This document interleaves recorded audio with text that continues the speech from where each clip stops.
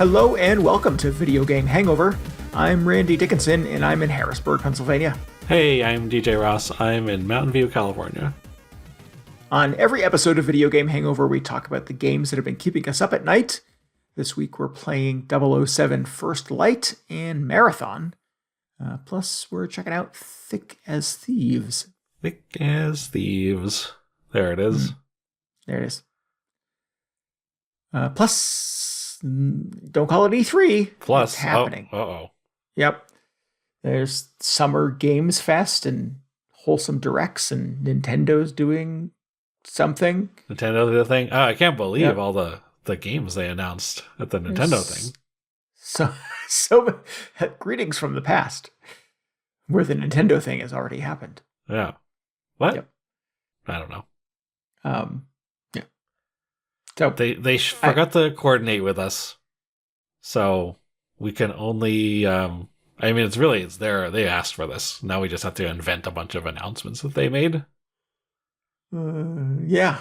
I mean, Nintendo may need the help because we were trying to think of things that they could potentially be announcing on their Nintendo Direct this week, and we couldn't think of anything. I feel like everything is spoken for if you believe the leakers. Because I heard like Mario is not until next year. That's the big thing. Isn't the Zelda movie next year? You think they're going to have like a Zelda tie-in? Hopefully, probably. Are they going to release a new Star Fox game with Link in it? Yes, yeah, and he has like a Zelda-themed airplane. Yeah.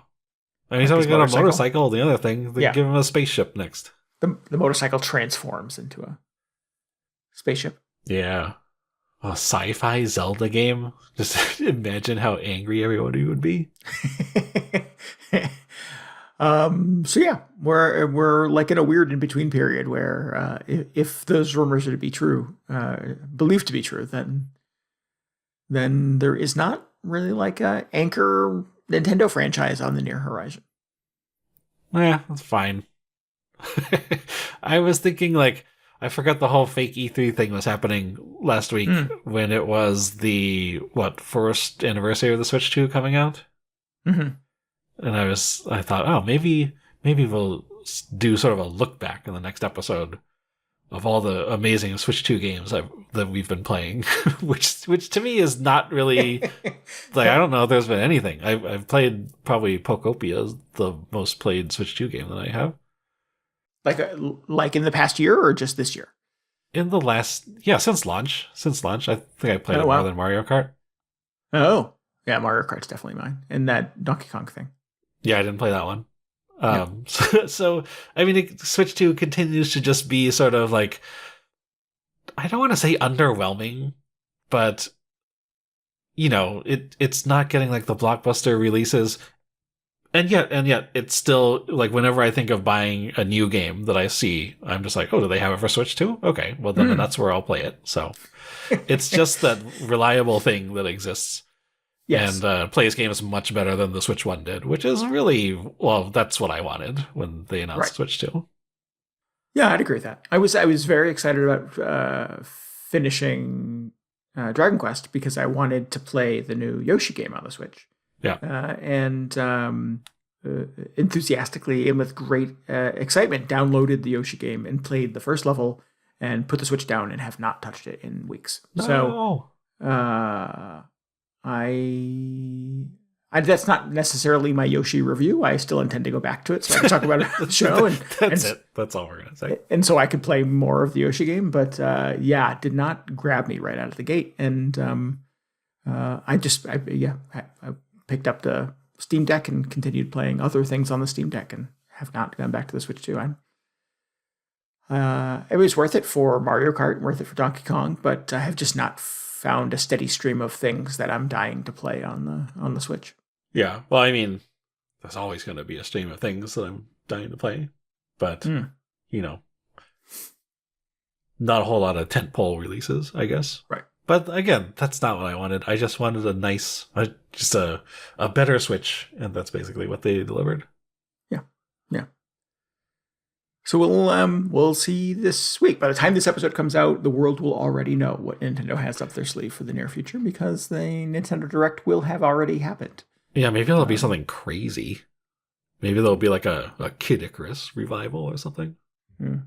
It's time to dust off that Wind Waker Wind HD. Waker. Yeah. Oh, no, that's next year, right? That's got to be for the Zelda movie. That's the Zelda tie-in. I don't think it's going to be a whole like brand new Zelda game, right? It's going to be more of like a what do they do for the Mario movie?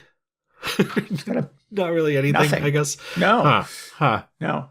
Nintendo has not felt compelled to put out Nintendo games to go along with their Nintendo movies. So, oh, maybe they'll announce like an actual new Star Fox game, because that's sort of the vibe I was getting, where the one they have in the pipe currently is like not really brand new.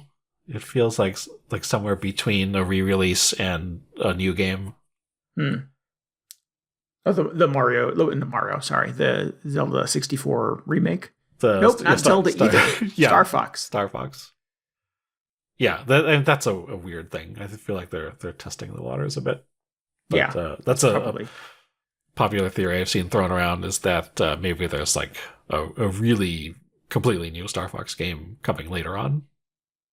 And maybe they announced it this week and we don't know about it yet. Yep.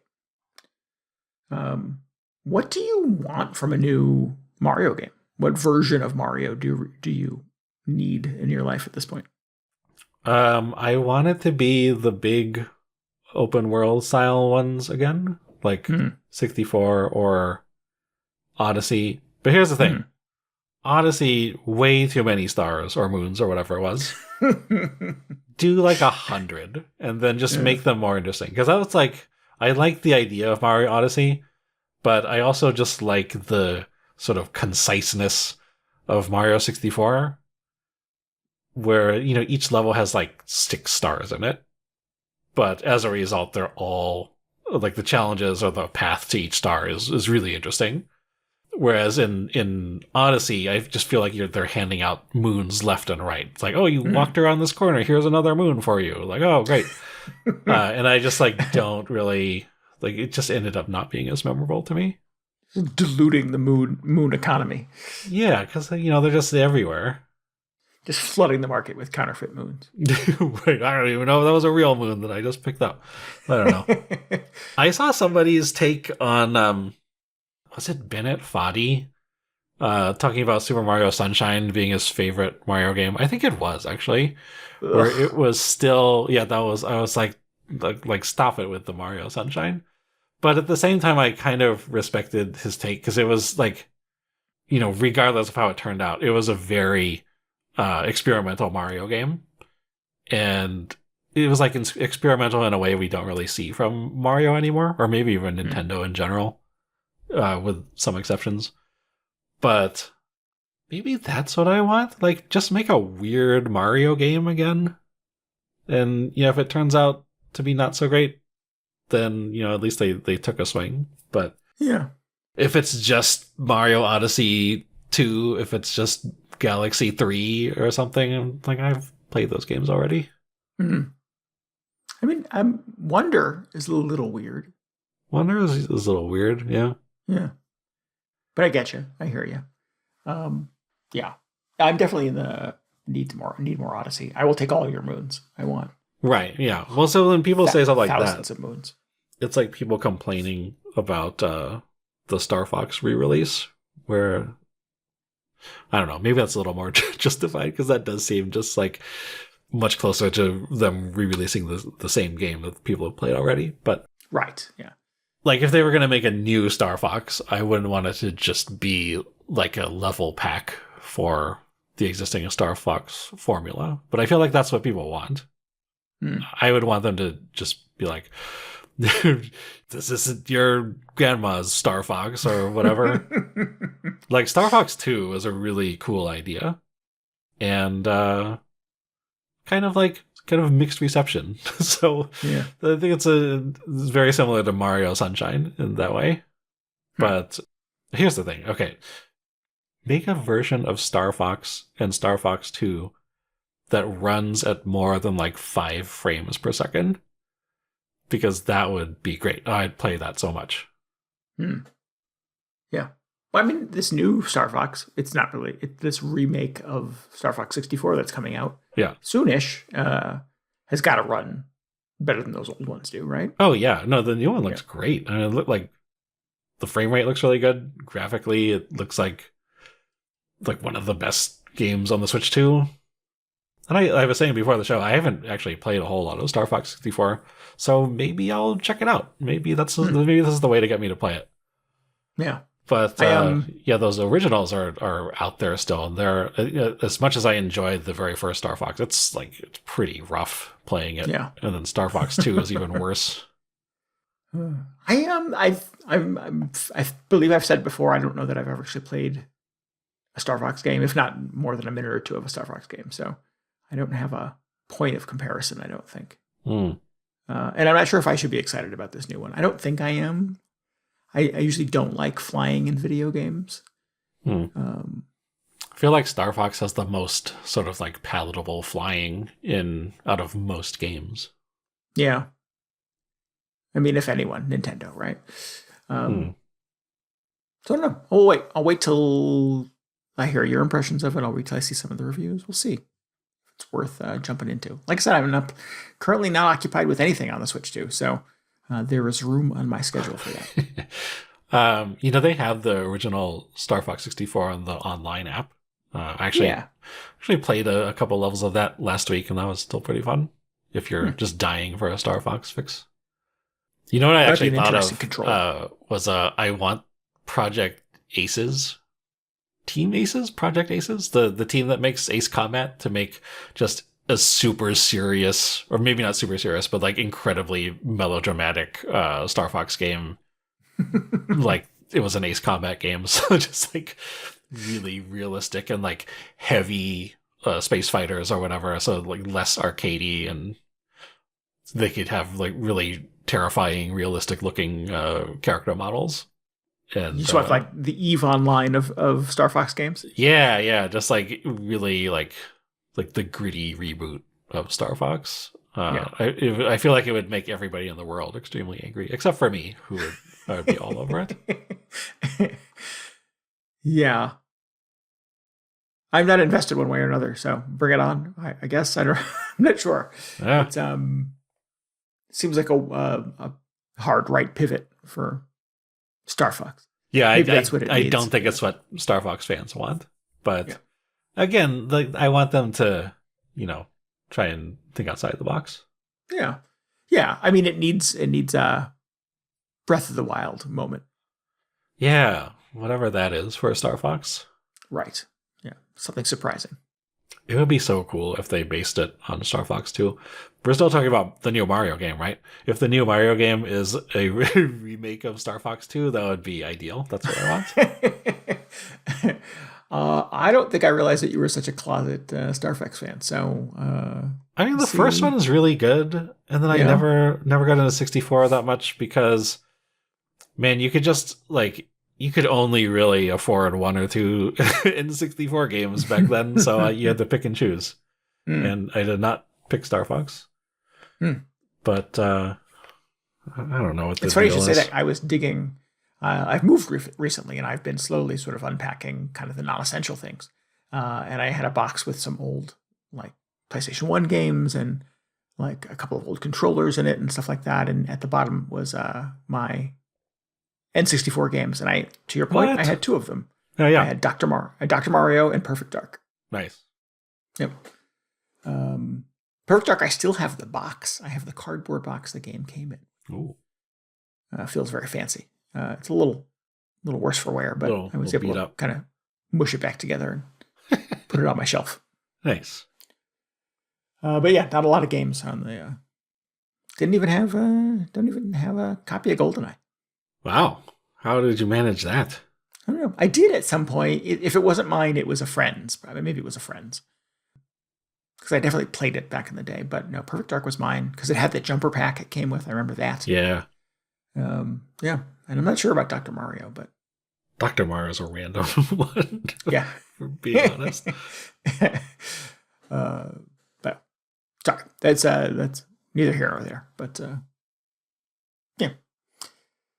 So we'll see. Is there anything else that came out of the kind of the fake E3 moment that we're in that was appealing to you? Any other big teases that you were excited about? They showed a new trailer for Project Robot, the Fumito Ueda game, which is called, this is a new name I can't remember. Gen Atlas, I think. Oh yeah, Which still looks really cool. And then, man, the trailer for that, it's the Yakuza Studio game, Stranger Than Heaven. I don't know if you saw the one that came out a few months ago, but I watched that and I just thought, man, I'm glad somebody is still making good video game trailers, because I feel like it is a lost art. But that was an incredible trailer. They showed a new one, which also looked amazing. And then they like trotted out a fake Tupac, which is like, I don't know how I feel about this. Ugh. But man, yeah, that game, the trailers are doing their job for that game, which is amazing. Stranger Than Heaven? I don't think I've heard of that. Stranger Than Heaven. Yeah, it's kind of a Yakuza game. It takes place over like 4 or 5 different time periods in Japan. Looks like I'll put a link to the trailer in the show notes because it looks awesome. But then so that looked good. Oh, and then the trailer for the new Virtua Fighter, same studio, by the way, was also amazing. So oh wow. I don't know who they have like cutting the trailers there, but I hope they're getting paid. Hope they're getting paid a lot. And paid well, yeah. Yeah, because like I feel like like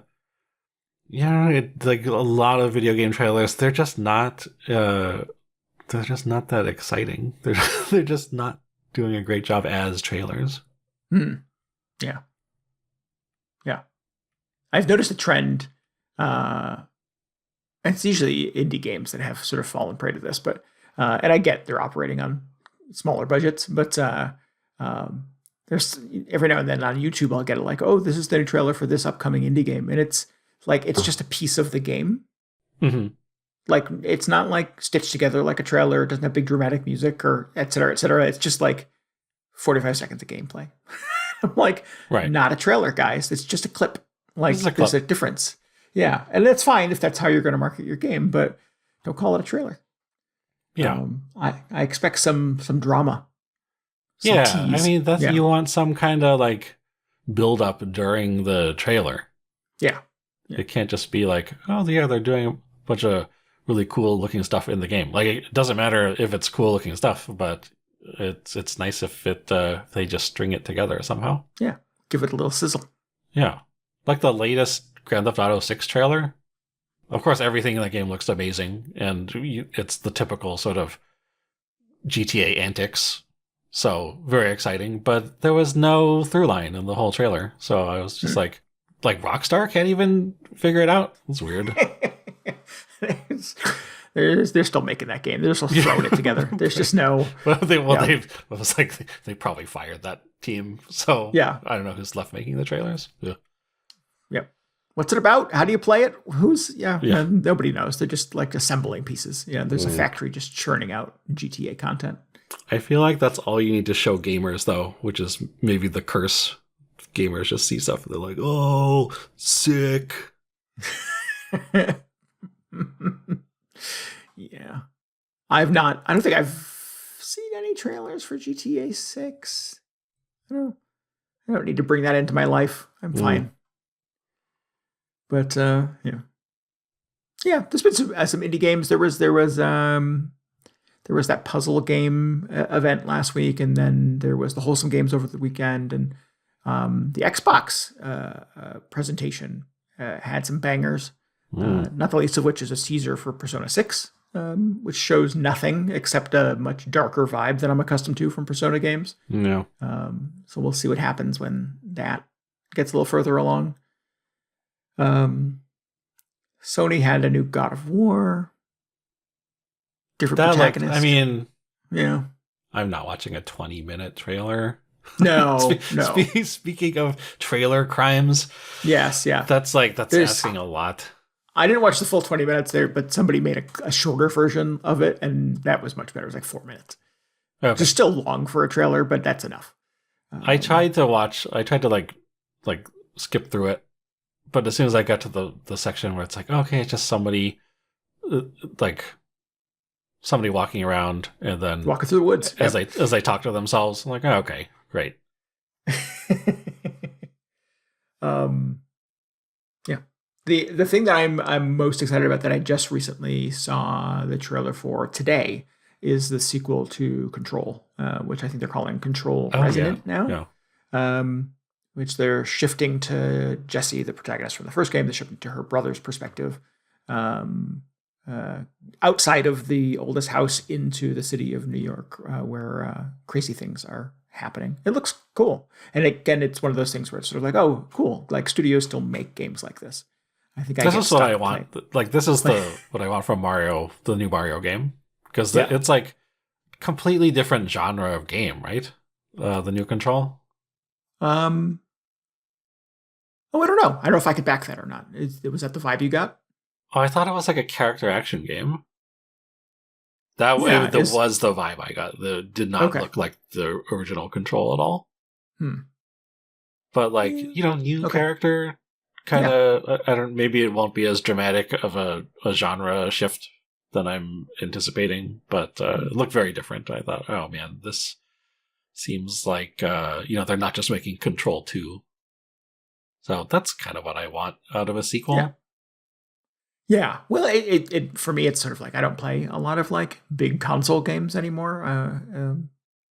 Mostly stick playing indie games lately, and every now and then I'm talking about James Bond this week, obviously, but that's probably the first one of those things that I've played in a very long time. So to get me to spend $70 on a God of War or a Control or a Alan Wake or one of those guys is gonna take some doing, I think. You like those other like the new God of War games, though, right? I didn't play the second one. Ragnarok, was that what it was called? Or is that a Thor movie? That's a Thor movie, right? Yeah, I think it's both of those things. Is it both? I really like the first one, like the first God of War game. I like that quite a lot. Not enough to play the sequel, obviously, but maybe by the time the third one comes out, I'll play the second one. Maybe see how that goes.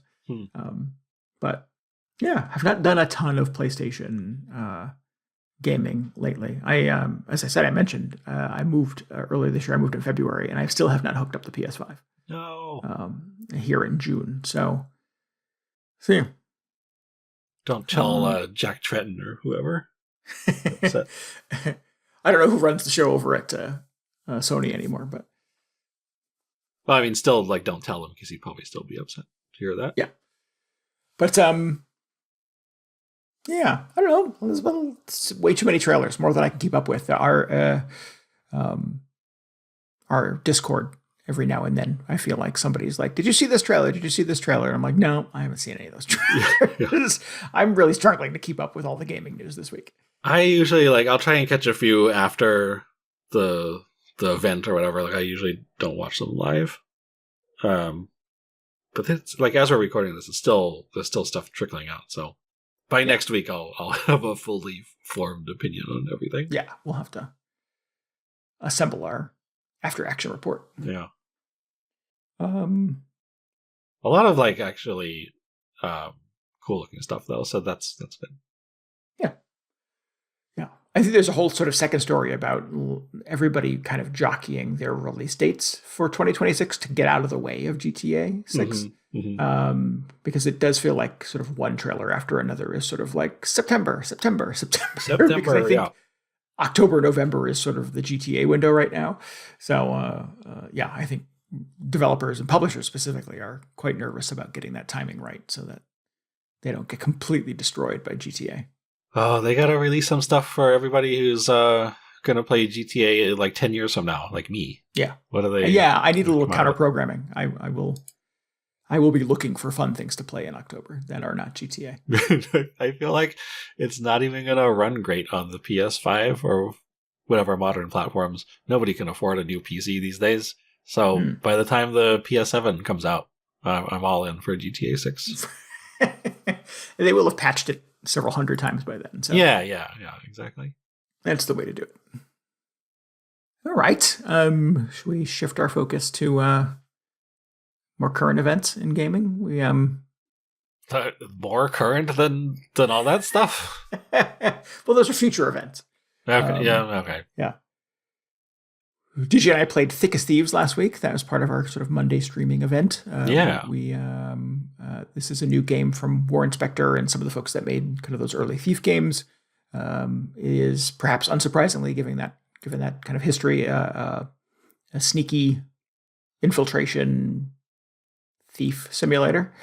With a accurate. bit of a sci-fi like steampunk kind of twinge to it. A little bit, yeah. Yeah. It felt, it looked, I think, it also kind of felt like Dishonored for those who have played those games. With just the level of technology present, because I think it takes place around the turn of the century, like 1910 or something. But yet there are like laser tripwires and these kind of steampunk turrets, like you might find in a modern stealth game, but 100 years ago for some reason. Right. And there's a whole subtext of mysticism to it. There's some woo-woo magic stuff and things like that kind of happen. You don't really have magical abilities, but you have like a talisman that allows you to see through walls and stuff. So there's definitely some powers you have access to. Yeah. But the cool thing about this was it was, at least the level that DJ and I played, we co-opted, both playing as the same character, but trying to get into this huge complex. Yeah. To steal some stuff, to snag some files, and the objective changed every time we played it, which was kind of cool. I sort of expected I know my way around. I know how to get to the thing now. We'll run right to it the next time we play. And it was a different thing we had to find, and it was in a different place. Place.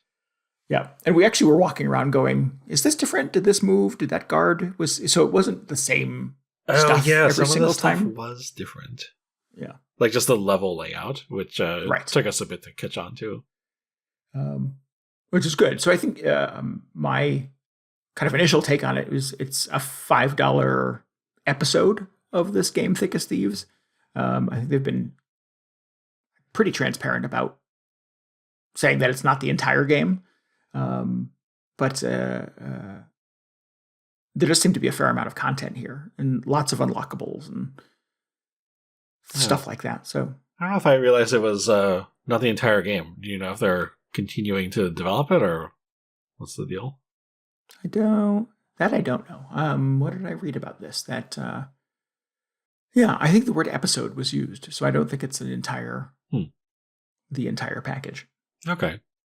There's like 2 missions or something like that, or I forget. Yeah, the structure of the game is not really clear to me still, because we only played it for a few hours, and it seemed like there were maybe 1 or 2 maps, and then you would do different. There'd be different missions to perform within each map, but we only really played on 1 map and attempted a couple missions. Or really, was it the same mission? I felt like it was kind of like you get this initial mission, but then the objectives were different for some reason. I'm not sure. No, I think the main thing you had to steal was different both times we played. Right, but wasn't it sort of they were both under mission 1 or something like that? I don't know. Oh, yeah, yes, I think you're right. Because there was definitely stuff in there that said this unlocks after mission 8 or stage 8 or something like that. So it did seem like there was some sort of discrete progression to it. Well, there's a whole second character you have to unlock. Over time. Yeah, that I'm not sure what the conditions of getting there were, but we were earning XP and taking it back to our hideout afterwards, and I was nowhere near where we had to be after a couple of failed attempts at playing the game. So yeah, I think that character unlocks after progressing or completing quests rather than earning experience. So I thought it was XP related. Yeah, I don't know. I think the XP stuff is mostly cosmetics. I do want that. Oh man, there was a really good hat that I wanted, and I didn't have enough points to buy it. I appreciate a good hat. especially in a game where you're both playing as the same character model. Like you need something to like distinguish your character. Right. Well, I mean, you Yeah. don't see yourself, so it's whatever the other character looks like. True. Yes. So that hat is for my entertainment, really. Right. Or unless I run into like a just a full length mirror, I can kind of check myself out. Yeah. So it was definitely some sort of unique stuff going on. It felt familiar to a lot of stealth games. Obviously, the guards had very specific paths, and you could do distractions and things like that to get them off path. I desperately wanted some kind of like projectile weapon, so I could like headshot guards from across the field. But like, that isn't really how this game is, I think, meant to be consumed. Yeah, it was a lot of felt much more like pure stealth rather than like a Metal Gear or something where you have these tools to disable people, but they really encourage you to just sneak around and not be spotted. Yeah. You could like sneak up on guards and put them in a chokehold and knock them out, but that was fairly difficult to do and felt like very high risk. Because if you get spotted, you really don't have any like response other than to just run away, because you can't fight the guards or anything. Right. So that's how I imagine those thief games going. I don't know how many like weapons that guy had, but given that it comes from the same developer, it's like, oh, maybe they're trying to go back to their roots a little bit with this. Yeah. I think I definitely have like Splinter Cell on the brain. Yeah. Yeah. I don't want to throw guys out a window because I don't want to get caught. Right. Yeah. It was cool. I don't know if I played enough of it to sort of develop a full appreciation for what it's trying to do, but it put me in a Dishonored mindset, which I like those games, so that's a plus. It looks and feels a little bit like a Dishonored game. I definitely want to like survive it. I want to do the thing. There's you have a very sort of like tight timeline. You had 45 minutes, I think, to do the objectives, get in, get out. We botched the time both times we played, right? Yeah. We did not quite make it to the extraction point on time, and the window had closed, so we lost the level. So yeah, we were so close the second time, but I, like an idiot, just stood up in the middle of a tripwire, and then all these like security gates or like magical security force fields or whatever slammed down. So I was like, oh, okay, well, I messed that up. But I feel like we could do it the next time. And we're going to try this. So if anybody wants to see DJ and I play Thick as Thieves again, hopefully better this time, we're going to stream on Monday, June 15th at 10 p.m. Eastern Time. We're going to play Thick as Thieves 1 or 2 or 3 more times until we do the thing. So go to twitch.tv/VGHangover for that on Monday night. Yeah.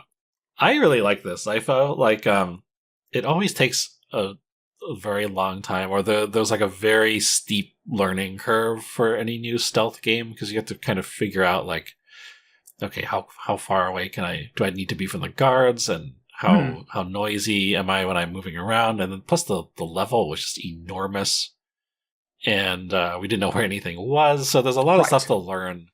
But it felt like they created like this huge sandbox level that they can then drop in different objectives, and it's a sort of great that they move stuff around, because then you can like replay levels over and over, and they're slightly different every time. Right. But I'm just picturing, after I don't know how many more hours of this, when we've just like memorized the whole layout, and they say like, oh, this item you need to recover is in the study. We know exactly how to go up there, and there's a guard usually patrolling outside. That's sort of what I'm imagining. But I think the sort of initial design that they've put down, or that they've given players, is super cool. It makes me think of those like the recent Hitman games that were just like these big maps that they would put different objectives into and just sort of leave it up to you to figure out how to accomplish them. Like it's not quite as sandboxy as those, because you're always just trying to sneak past somebody and steal an item. Right. But really feels like there's a lot of potential to do cool stuff. I mean, that's very much sort of the model of at least the modern Deus Ex games is you have a sort of progression of events, and you can kind of tackle them from any different direction. Yeah, I was kind of Yeah. hoping there would be more stuff in the Deus Ex vein where there'd be like, oh, this door has a keypad on it, so where's the key code for this? Because at one point I found a key that unlocked something somewhere else, but that was really the only instance of that that we ran into. But maybe there'll be more stuff in the later levels or in the later missions. Yeah, I mean, I give kudos for that because the level design was huge. I was worried that it was going to be um, a quick and easy to kind of get in and get out. I wasn't necessarily worried, but that could have gone that way. But the fact that it was massive and you could go in the front door, you could go in the back door, you could go over the sidewall. You could start. We had the first playthrough. We climbed all the way to the top of this giant building and just kind of worked our way to the basement. And then the second time we were like, let's go to the front door. So we're just trying different ways to do it, and it's cool that the game could have allowed all of those variations. So yeah, it definitely feels ambitious. I'm not sure how big the dev team here is, but it certainly has a kind of a level of polish and expansiveness that is ambitious. Yeah. So I'm looking forward to giving it another shot. It does take me a while to just acclimate to these stealth games, so I feel like maybe a second time's the charm. Maybe we'll actually know what's going on this time.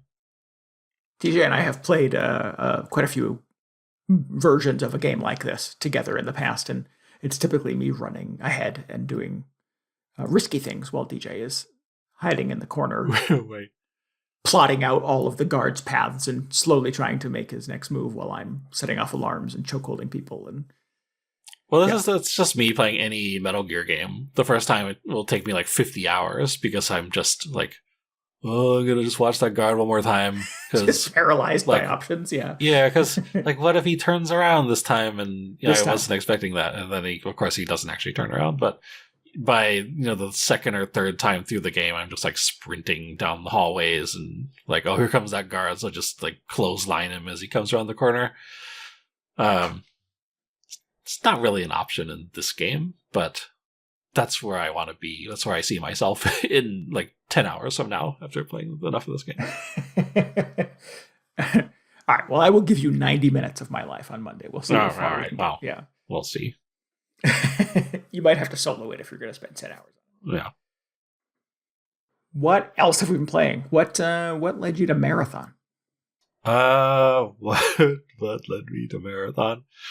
They're having a free week this week for the new Marathon game. That's an easy question. So that's what led me to the new Marathon. Free is good. Yeah. It's been out for a little bit. It is an extraction shooter, which is weird because, that genre didn't really exist when they were making Marathon games previously. And I thought, well, kind of a weird way to revive Marathon at this point. Does it have anything to do with the original Marathon? And at this point, it's sort of unclear to me. But I thought I'd give it a shot just because I've heard people talking about it. And there's actually, well, I'll get into this later on, but they added this new mode this week because the free week coincides with their sort of second content season for the game. So they added a new mode I wanted to check out. And also I've just been kind of curious about this because I in theory, I like Bungie games. I'm a big Halo fan. Didn't love Destiny, but I don't know if didn't really care for the format, that sort of MMO style that Destiny was going for. Mm-hmm. Not really MMO, but sort of the live service, endless grindy kind of game. And I've been sort of curious about extraction shooters, so I thought, okay, well maybe Bungie made a good one here. Let's see what's going on. And I thought, here's the other secret thought I had. I was the thing, sort of my biggest hang up about playing any of the other big extraction shooters out there, like Arc Raiders or whatever, is I don't want the PvP component. I don't want to be in the map being hunted by other online players. And that's what got me to gravitate towards that Red River game a few weeks ago, Mhm. which because it was only bots. There was no other real people involved. Oh. And I thought, well, um, how can I like can I get Marathon to work in that way? And that's part of what attracted me to the new mode, because the new mode they added is supposedly PvE only. But as I was playing it, so I tried like before I could get into the new mode, I had to like go through the whole tutorial and do a few. I had to like gain a few character levels just doing the regular missions, which um, while you were doing those, you are subject to just other players being on the map. But I thought, okay, we'll see if that actually happens. And also, I don't have PlayStation Plus, which is like you needed to play online. So I thought, oh, well, so can I even play Marathon then? Hmm. How is that going to work? Is it going to let me in there, and is it going to match make me with other players? Um, so I load up a few rounds. It drops me into this big map, and there's like I don't see anybody. I feel like that's probably typical for an extraction shooter because the map is just enormous. Odds are there's not going to be another squad right next to you when you spawn in. I don't know if that's the experience with Arc Raiders, but that was it's like that's the experience with Red River, even though there are only bots that but it still just drops you off in a remote corner of the map with nothing really nearby. Mhm. So I spawn in this Marathon map and I start making my way over to the objective, or just maybe not even necessarily the objective, but just any building, so I can start doing the sort of like extraction shooter scavenging and kind of rifling through whatever's in the environment. Um, and eventually I run into so there are some bots which in the Marathon universe are like soldiers from the whatever United Earth like Space Force or whatever is going on. It's like it's very close to whatever acronym they use in the Halo games, but I don't think it's the same organization. I don't even know if this is set in the same universe as Halo or if it has any connection to it. But anyway, so there's like this enemy like military that is sort of hunting you down as you're trying to scavenge stuff from this planet. Um, and they're quite dangerous, so I was trying to stay away from those. Um, and I scavenged some stuff, and I'm making my way over to the extract point, and I see somebody who does not look like the like one of the soldiers that I've been hiding from. And you can do like you can ping objects on the map or objects in your field of view to like the idea is you like mark them to your squad mates so they can help you out or be aware that there's an objective there. So I ping them and it says like, oh, it's another runner who is basically like the player character. And I thought, oh, like did somebody just infiltrate my game somehow? Is this a real person? Like how are they connecting me online with somebody when I don't have PlayStation Plus? And I thought, oh, maybe it's just a bot. Maybe they have bots impersonating other players. And then as I'm thinking through all this, as I'm trying to figure out what's going on, they just like notice me and then kill me in like 2 seconds, and then I'm bleeding out on the ground. And I thought, well, okay, so that seems like it is probably a real person if that is their reaction to seeing somebody. Unless they have just programmed, unless Bungie has programmed a bunch of incredibly aggressive bots that masquerade as players, and then they are trained to come and kill me instantly. So I thought, well, that's disappointing. But that's sort of the experience I've been trying to avoid this whole time. Is like I don't want to be subject to those other players just coming in and killing me. So now I'm just like, no, I don't know what's going on. But I think so. I eventually figured it out. I think that for the duration of the free week, they have waived the PlayStation Plus requirement. Oh. So, like, anybody can play. So it's not just me, it's a bunch of other people, assuming that they've all just jumped in to play some marathon and grief me online. So that was a little reminder that I'm like, oh, yeah, that's not what I want. That's not what I want out of this game. Which is disappointing because up to that point, I thought like there's something just weirdly compelling about the whole experience. And maybe this is probably not new information to you because you played a ton of Arc Raiders, but I like the idea of just being alone on this huge map and sort of forced to look for like treasure chests essentially around the map or figure out what supplies are valuable.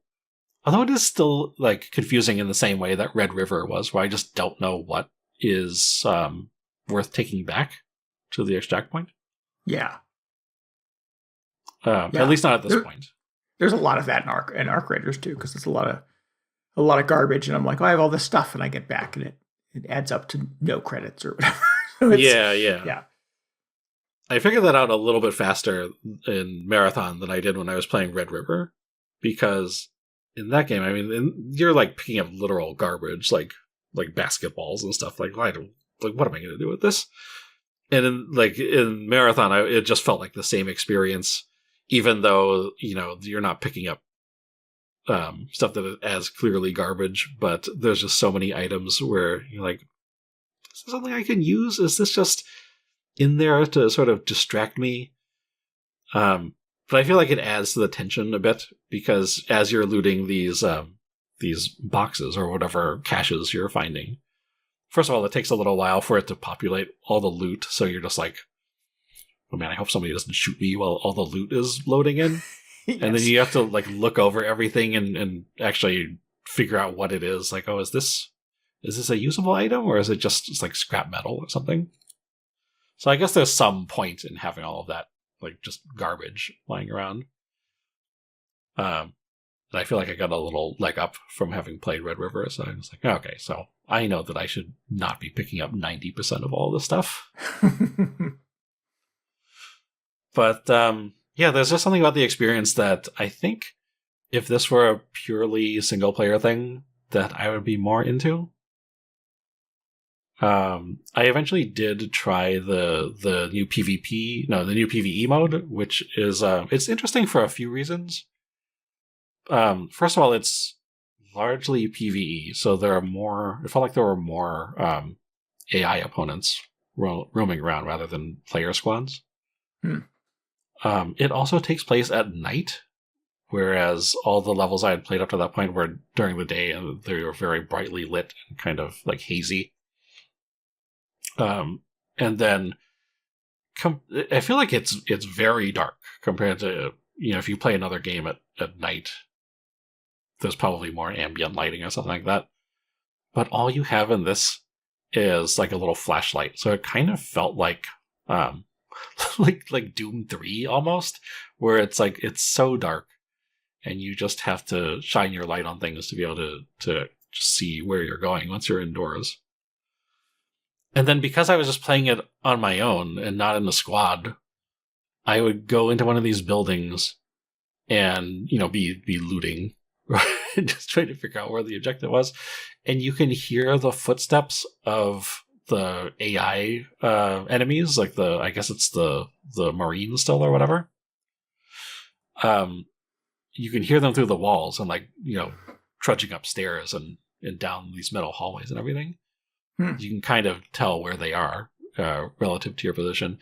It kind of felt like it was a horror game or like Alien Isolation or something, where you're just like, I'm just, I'm just by myself, and there are a bunch of these scary robots stalking around, and I'm at the point where I'm still not good at this game, so I am probably going to lose. I mean, I 100% will lose in any firefight, I think, statistically, just how it's gone so far. So I really should not be trying to come into contact with anything else at all, which was really unexpected. And it's really interesting, but also I don't know if that's what I want out of an extraction shooter. I don't know if you spent a lot of your time playing Arc Raiders just being terrified of running into other entities. But totally. Yes, that's something I was not expecting. I considered it a massive accomplishment if I was able to get in and get out without encountering another person at all. So yes, yeah, I think like the the push pull of arc raiders is supposed to be: are you a friendly person or are you a mean person who's going to kill me and take all my stuff? Yeah. And I was genuinely never willing to find out. Right. So I was just, when I played solo, anyways, I was like, let's just give everybody a wide berth. I would approach places on the map, and you could hear like gunfire coming from inside the building, and I'm like, I'm not going in that building. Yeah. Yeah. Yeah. When I played with my buddy Twisted Link from our Discord, he was much more brave than I was, and we presented a unified front, so we would go in together and try to hold our own. And people in general, I would say, was like 60-40. We're cool. Really? And by cool, I mean like didn't kill me immediately. But yeah, that 40% is still like enough to make me terrified. Mm. Yeah. 100% of the other players who noticed me like immediately started shooting at me. Oh, so really? it's like, okay. I don't know if that's just what I should expect, but it's not really what I want out of this game.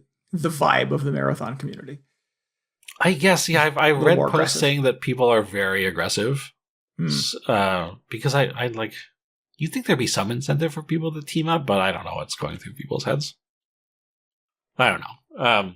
So there's that. And then there was a lot of other stuff that was just very frustrating about the game. A lot of it stems from, and I hate to make this like or I hate to make a big deal about this, but it takes so long to load into a level in this game. From the loadout screen to sort of like checking your mission and actually deploying and being able to control your character again once you get down to the planet. It's like 3 minutes. You're just staring at a loading screen, which seems extremely long. And when your like rounds consist of a lot of just sort of like walking long distances from the drop point to the objective, and then probably getting taken out in less than 5 seconds by some enemy you didn't see, or like stepping on a mine or something like that, and then just immediately getting kicked back to the base and then having to go through the load screen again. It was really like killing any sort of enthusiasm I had to keep playing. Well, especially if you know the punishment for dying is waiting that 3 minutes ever again. I know. I mean, I feel like the incentive to not die was already there because I just lose all my stuff. But if, I'm just playing it by myself, I can't get revived by my squad mates or whatever. I feel like it's almost like a roguelite where you just go in, you grab a bunch of random stuff and try and get out. You'll probably die, but it's fine because you're just going to come back and try again. But like, if you die in most roguelites, if your run ends, it's just like a couple button presses to start it up, or at least from the stuff that I play, from the roguelites that I play. It's not just like, oh, okay, just let me go back to the base and think about my mistakes for the next 3 minutes as it loads in again. And I just had to keep reminding myself of that because I think I'm still in the market for like a cool extraction game where you have this kind of loop. And man, like everything else about the game, sort of aesthetically, like the art style is super cool. It's I don't know how much you've seen about this game, but it's like everything is bright neon and kind of has this like I don't even know how to describe it, but kind of a futuristic industrial sort of like hacker look, like a hacker aesthetic, where it feels like there's just a lot of code and like sort of blueprints in all the user interfaces. It's really cool. It's so different from like Halo and Destiny, which is very compelling. But man, the load times, it's just like really bumming me out. I've not seen a lot about this game. We had somebody in our Discord was like an early kind of adopter of this. Ashen is usually the one who just jumps into these things early, but was quite enthusiastic about the game. And I was like, oh, it wasn't really on my radar. I don't love Halo. I certainly didn't play a lot of Destiny. You don't love Halo? time and place. I don't want to go back and play it again. Um, so yeah, this wasn't really on my my to-do list. Yeah, I kind of like wrote it off because like I don't want to play an extraction shooter against other people. But I feel like I'm gonna go back in and try the PvP map a little bit before the free week ends. But after that, it's kind of built in that it's going to cut me off because I don't have the PlayStation Plus thing, and I'm probably not going to subscribe because of this game. Although I was just like, man, it's so cool. It's like all the visuals are really cool. The gunplay is just sort of classic Bungie, feels really good. There are a whole bunch of other character classes that I haven't even tried because I just can't. I don't know if I have done several successful extractions, but I have not spent probably more than a couple hours playing as this one character because I just get murdered instantly. And a lot of the rest of the time is just walking from point A to point B or staring at a load screen. So the experience with this game has been very like uneven so far. It's so cool though. I just like want other games to be this sort of like bold with their creative choices. Arc Raiders is always PvP, isn't it? I believe and plus it's so. always online. Like you can't just play a single player offline or whatever. So right, yes, yeah. I've played a fair amount of Arc Raiders single player, but it's all online. Yeah, there's always the possibility of you encountering other players. Yeah, so I don't know. That's what I want. I'm gonna keep my eye on it in case they keep rolling out more. Okay, no, I have to keep reminding myself. I was gonna say like I want to see where it goes in case they start to do more with purely PvP stuff. But I can't deal with 3 minutes staring at a load screen every time I want to play this game. I have to like delete this off the hard drive. Well, at some point it's not going to be free weekend anymore, right? So you're yeah. I'm not going to be able to play it a couple days from now because I won't be able to access the online. But I keep thinking like, oh, what if I just got PlayStation Plus? What if I just played it on PC or whatever? But it's just like I can't deal with the loading. It's why I draw the line. Maybe a year from now they'll have figured out how to speed that up or something like that. But it just seems ridiculous that like a significant percentage of my like in-game hours have just been staring at load screens. Yeah, it's rough. So cool though. Cool. Do you find that sort of like beyond the unique presentation and the kind of the cool factor, does that extend to the minute to minute kind of gameplay, or you just sort of go in, kill some dudes, try to stay alive, steal things, and get back? Which is sort of the extraction formula, I guess. Yeah, the loop feels very familiar. The different character classes have like different abilities they can all use, sort of like Destiny style.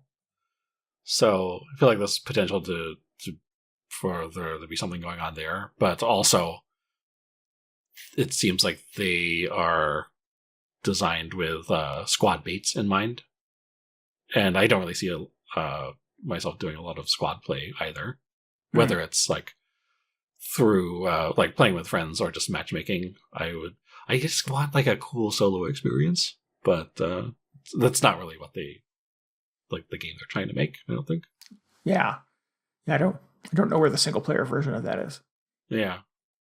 But who knows? I mean, the PvP thing is new in this season, so maybe they'll have something more solo focused in season 3. I feel kind of bad because it does feel like if you wanted a game to play as a squad, like as an extraction shooter, it seems like it's really good. It seems like it'd be a lot of fun. But it just has not, or it seems like it has not found a huge audience. Like everybody's too busy playing Arc Raiders, I guess. I don't know if everybody is playing. I mean, I sort of bounced off of that. I was quite into it for a month. I don't know how much of that audience they've held on to. It certainly was Arc Raiders, I think, was a big deal for a little bit. But I'm not sure what I don't track this stuff, what their numbers are like these days.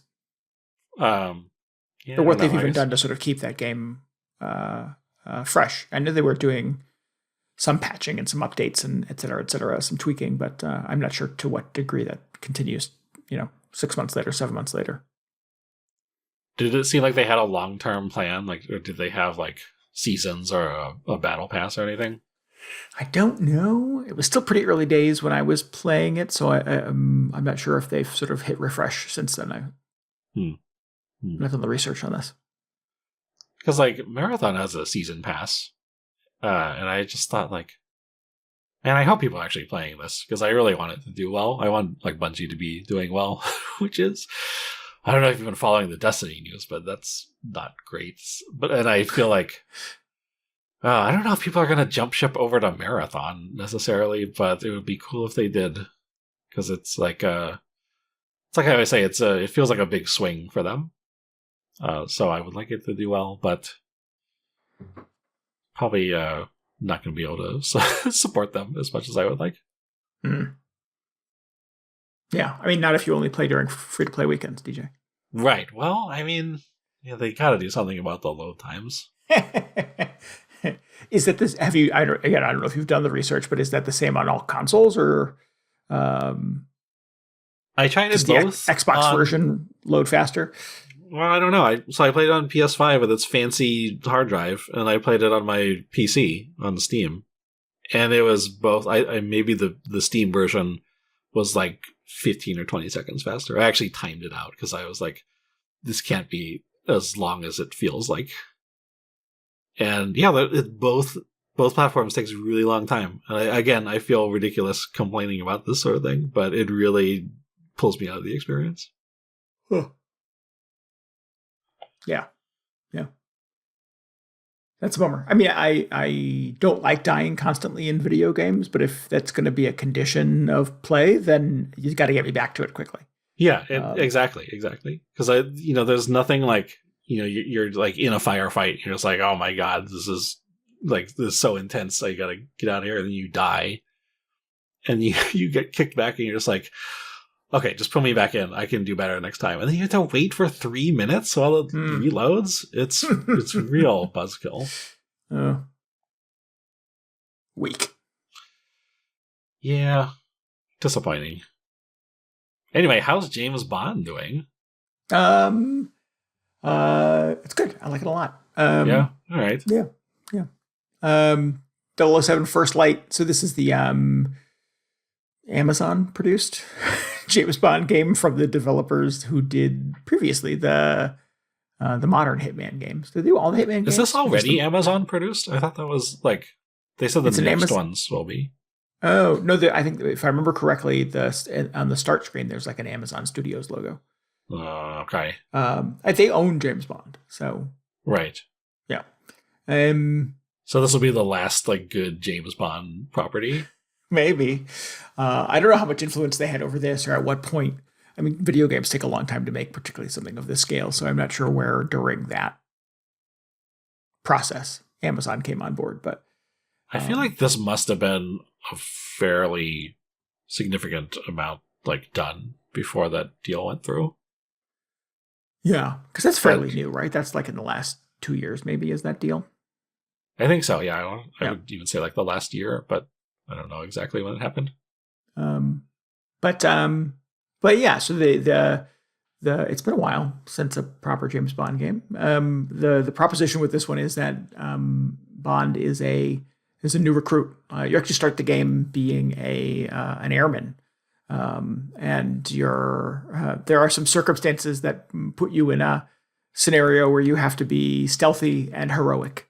And M sees your potential and calls you up to the 00 program, et cetera, et cetera. So you go through kind of the very early days of like living in a dorm as 24-year-old James Bond, and being buddies with your classmates and going on some of your early missions. You go through a lot of basic training and et cetera, in the first couple hours of the game, which are fun and obviously sort of disguised as a tutorial. But I like that training montage. It's like one of the only things I've seen from this, but it was super cool.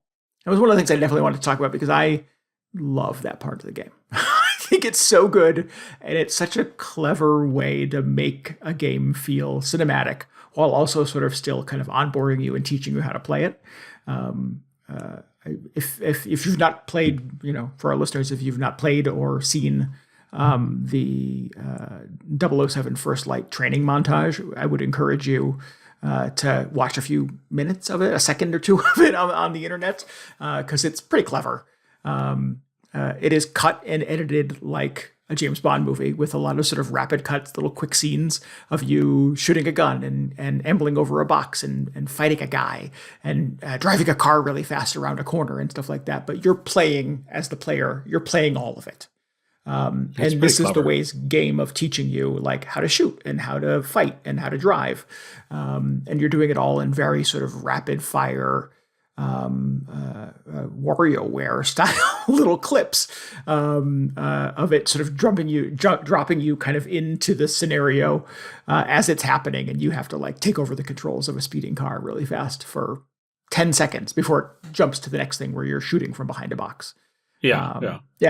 And it's I was watching somebody stream it, I guess. Yeah. I forgot where I was seeing this, but I thought that I was watching like a trailer for the game because it just cuts so unexpectedly, but you are in control the whole time, which is it's just really cool.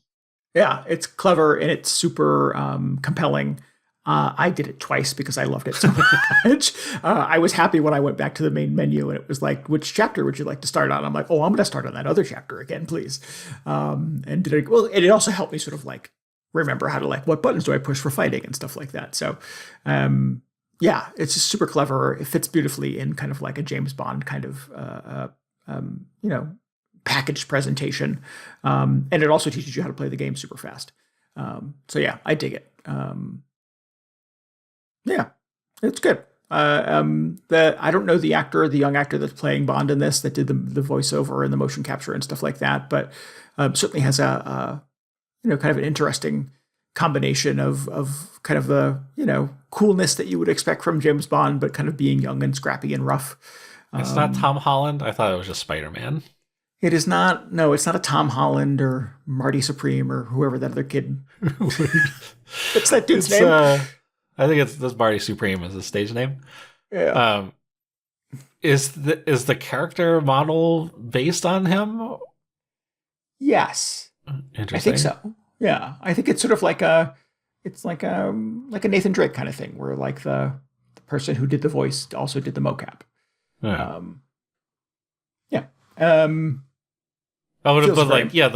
The performance capture or whatever. But like, does he look like the guy? Oh, kind of. Yeah, I think so. I've seen sort of side by sides, and I believe so. Okay, interesting. Yeah. Lenny James, the British character actor who was on many seasons of the original run of Walking Dead, is in this too, and it's very much him. It's him doing the motion capture, him doing the voice. So I think they've sort of extended that to quite a few of the people in the cast. I could be wrong. I can't keep up with 25-year-old actors anymore. I knew Lenny James's voice immediately. I was like, hey, it's the guy from Walking Dead. Everybody else is a mystery to me. If they're under 40, I don't know who they are. But yeah, it's fun. It's a good time. It's you have that sort of initial stealth mission, no weapons, no killing, no headshots, no James Bond swagger. You're not driving a speeding Aston Martin or anything like that. Just kind of young and scrappy and trying to get out while saving some people. You get a big chunk where you're kind of called up to the headquarters and you meet Moneypenny and M for the first time. You get to go to the James Bond science lab and see all the cool toys and weapons and stuff like that. You meet your classmates, you do that training montage. So it feels like, okay, this is clearly something has been assembled by folks who have seen 100 James Bond movies and have to kind of like get those initial story beats and those like kind of initial kind of onboarding moments right for it to feel like a James Bond thing. It's cool. I'm having a good time with it. Certainly not done with it. I've barely scratched the surface. I think I've maybe put 3 or 4 hours into it.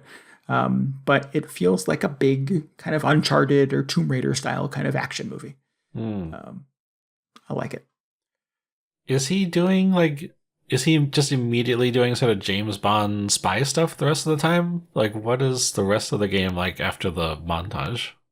I'm just sort of scratching the surface on that. There is a that initial stealth mission where you're still Airman Bond.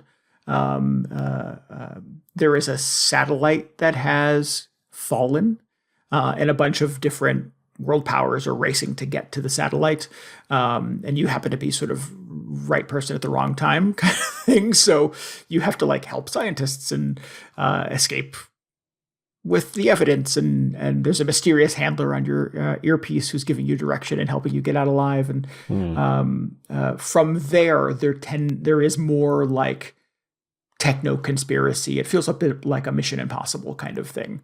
From there, where it's there's this like AI that is being used for law enforcement in England that the new prime minister is a big fan of, but he may be in bed with the AI tech company, and there's some sort of nefarious thing going. So it feels very modernized for a James Bond movie. This is not Her Majesty's Secret Service by any means.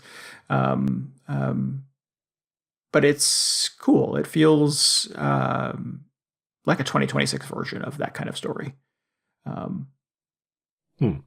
Just kind of scratching the surface, though. I don't know all the details just yet. You're just starting to get a feel for like, oh, the AI is going to be the evil computer. Okay. Yeah. I was just wondering like what or just sort of like how much they brought over from those Hitman games, because that was such a cool concept. It felt sort of like the ultimate like evolution of those games, or like the realization of just this sort of stealthy assassination sandbox. Yeah. Go ahead. Sorry.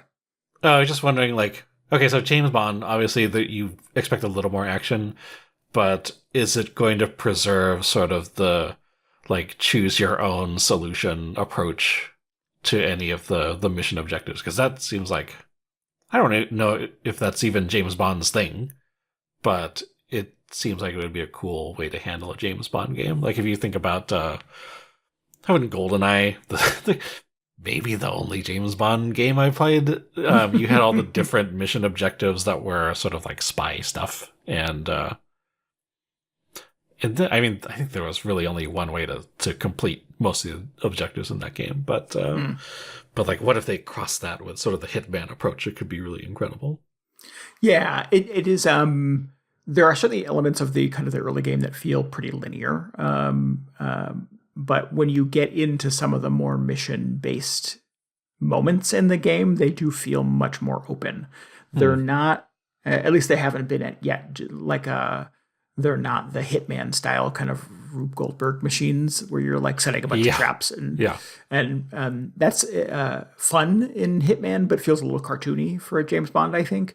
But James Bond still has like the cool watch that can like hack electronic devices, and you use that for some of your distractions, where like if there's a radio or if there's a detonator or something like that in a scenario, you can like highlight it with the reticle and click the little button on your watch, and you'll hack control of it for a second, and it'll make the radio spark or set something on fire because there's a detonator attached to it or whatever.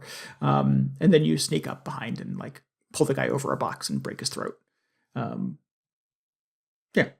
But it's those bigger situations, those bigger like break in, sneak around, don't get caught, collect the information and get out. And usually the get out requires a big chase. There does feel like there are, a handful of different ways you could do that. As I'm sneaking around, I keep finding like breakable walls and devices that I didn't realize were there, or like, oh, that looks super flammable, or there's a wire here that I can cut and it will drop something. And I'm like, well, what happens if I drop that thing? Will all the guards come to this place and I can sneak around them? Will it drop on one of the guards' head? So it does feel a little bit like a Deus Ex, or probably even a Hitman in that scenario, where you have 6 different ways that you could choose to tackle this, and some of them are super noisy and some of them are very quiet.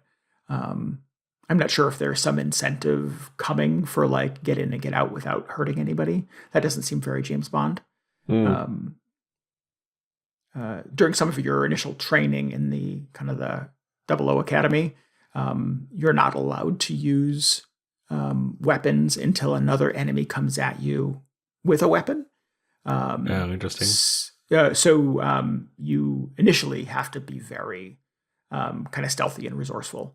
And only when like you kind of screw up to the degree that like all the guards are kind of on you now, do you over your voice comms get permission to like weapons hot, and you can kind of fight back that way. It's kind of cool. Yeah, it is cool. It's I like kind of the parameters of it. I imagine, as you progress, they take some of those handcuffs off, but in kind of the early hours, rather than giving you like the full arsenal of James Bond and all of Her Majesty's Secrets, what is it? Her Majesty's Secret Service, like lab of nefarious devices. It does feel like you kind of have some constraints that you would expect to have as a cadet, right? Yeah, it's cool. It's stylish. It feels kind of James Bondy. It has a pretty good kind of opening. Pop singer, who is it? Lana Del Rey does the James Bond First Light theme song.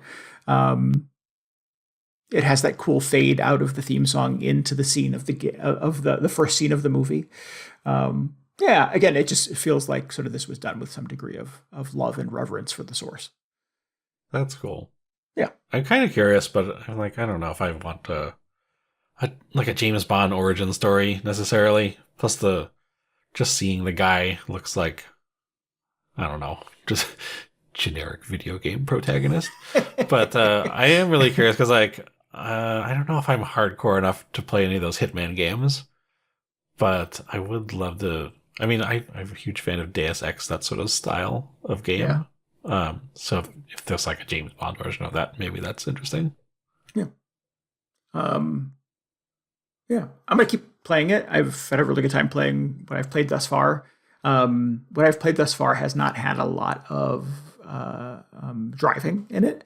And I know that there's more of that to come because I've seen some of the trailers and stuff like that. And apparently there are some big chase sequences and stuff. So I'm eager to get to that. I think that sounds super fun. And that's always the chase sequences are always a fun part of a James Bond movie. Yeah, I'll keep plugging away at it, and I'll update here. Hopefully there's like a big, like either snowmobile or snowboarding or ski chase down a mountain. I feel like that's like, you gotta have the car chase. You gotta have some sort of winter escape sequence.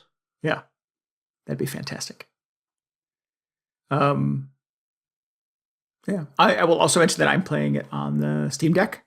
It is not deck verified. It's just listed as playable. It like runs right away. Like no hangups. It didn't have to do a lot of tweaking or anything like that. I did ultimately find an article where somebody had summarized some like adjustments to some of the settings to get kind of a better frame rate out of it. And I made those adjustments. It looks great. Surprisingly great, actually, for running on the Steam Deck. I'm getting some pretty good battery life out of it, like 45 frames per second. I don't know how to count frames, but that's what the game says it's doing. Seems pretty good. Yeah. Especially playing this game on a handheld, it seems really great, actually. Oh, totally. I agree. So it's optimized really well. The issue I'm running into is that a lot of the contextual prompts are teeny tiny little letters, which is something I run into a lot on the Steam Deck. It's just clearly not made to be played on a tiny screen. There are adjustments for subtitles to make them bigger from an accessibility standpoint, or to put them like white text on a black background, so you can change the opacity of the background and stuff like that for the subtitles. But you can't do any of it for the in-game prompts. So that's the place where I'm struggling the most with, like, is that a Y or is that an X? And I'm going to have to hold the Steam Deck up to my glasses to be able to see it. These might be old man problems, but that is the one place that I think is probably holding the game back from being deck verified. So if in a future patch they can adjust that or address that or give an option or a slider for that, this should be deck verified pretty easily. Yeah, you definitely could not get away playing Marathon on a Steam Deck. A lot of really microscopic text in that game. Oh, geez. But then is it like, maybe it's that way on purpose, so you have to lean in real close and, lose your situational awareness while the enemy squad sneaks up on you? Right, yeah. Probably not, but just imagine. For me, it's like, what's the button prompt for knocking that dude out? And you don't want to hit the wrong one because then everybody's going to be on you. Yep. It's like silent takedown or noisy takedown. Right, Exactly. Right next to each other for some reason. Yeah. He has there's like this body awareness thing that they've done with Bond as he sort of walks through an environment. Like if you're close enough to like brushing a table or a wall, or they did this with Nathan Drake in the Uncharted games too. He'll like put a hand up, Oh yeah. like on a person as he walks past them or on a table as he goes near it. But it extends to the combat as well. That if you're like in a scrappy situation and there's like a radio or a hammer because you're in a workshop, or what was the other thing? Oh, somebody's like coffee cup or a thermos or something like that on the edge of a table. If you're fighting somebody and you're near that, you can hit the right shoulder button and Bond will like swipe that thing off the table in the direction of the enemy you're fighting. So it's this like that's really cool. It is cool, and it feels very sort of improvised. I dig it, and I've never seen a game pull it off like this before. Because Uncharted always had the thing where Nate clearly like had like hands on the environment, but it didn't extend to his fighting. Yeah, and it feels super like scrappy, and yeah, the word I keep using is improvised, to like have access to like these things in the environment that you can kind of like you're not going to take anybody out with them, but you can sort of like distract them for a second, and they grab their head, and you can get them in a chokehold and yada yada. It's just really cool. The whole thing feels very cool. That is really. I mean, I don't think I've ever seen another game do that, but it feels like you're just throwing everything at them, and then after you've already thrown your gun, just right. Like, okay, what else can I throw off the shelf? What else can I chuck? Yeah. Can you like throw a whole stack of plates at them? That's a classic. I haven't found plates yet, but there's an early level in a construction site where I'm like, if I can't throw a brick, but yeah, you can throw every brick in the game. Yeah. Okay. Nice. Yep. All right, so we got to get the snowmobile chase. There's got to be like a fist fight in a kitchen at some point. That feels like got to have it on the list. Yeah, I don't know how like tribute-y it gets as you get into the game. Like if it feels like they're like aping specific moments from Bond games, or if it's trying really hard to be kind of its own thing. They definitely have costumes you can wear that are evocative of James Bond things from other Bond games. Okay, that's fun. Yeah. But I've not really done anything yet that sort of feels like, oh, this is directly out of that James Bond movie. So yeah, 007 First Light. It's pretty cool. Cool. Yeah. Yeah, more to come. I don't want to keep talking about it because I've played 3 hours of it. So we'll reserve additional opinions and insights for much later in the game. Cool. I heard it's really good, which is, I could have seen this going either way, but people seem to like it. Yeah. I was reluctant to pre-order it because I didn't want to spend $70 on something that turned out to be a bummer, or turned out to be something I couldn't run on one of my devices. Right. So when it came out and the reviews were really good, like crazy good in the first 24 hours or so. And oh, by the way, people are playing it on the Steam Deck and it runs great. I'm like, oh, fantastic. Those are all the right things I want to hear. All right, let's wrap this thing up. If you need any more video game hangover in your brain, you should follow us on Blue Sky. Just look for VGHangover.com. And you can always get show notes and links and tell us what you thought about this episode at VGHangover.com. We would love for you to join us on Discord. You can hang out with us and chat about video games. You can get a link to that at VGHangover.com. And we would encourage you to subscribe, rate, and review us on your podcasting app of choice, and maybe help us out by telling your friends about the show. Yeah, that helps us out a lot. We really appreciate it. Just helping spread word of mouth. That would be great. What also is great is... Oh, man, I don't have a clever segue for this week. That was clever. It would also be great if you did this, yes. Yeah, okay. All right, I'll take it. It would be great if... Well, now I'm all turned around. But anyway, we want to give thanks again to Ray 8-Bit for our intro and outro music this week. If you'd like to hear more of his work, which is great by any standards, you can go to ray8bit.bandcamp.com, download that whole discography. That would also be great. Yes. So there we go. Cool. We'll be back on Monday night where we're going to play Thick as Thieves. Go to twitch.tv/VGHangover for that. And then back in your ears a week after that, 2 weeks from now, with a whole new episode of Video Game Hangover. Yeah. Yeah. Until then, this is Randy Dickinson. This is DJ Ross. Thanks for listening to Video Game Hangover. Good night. Goodbye. Good night. See ya.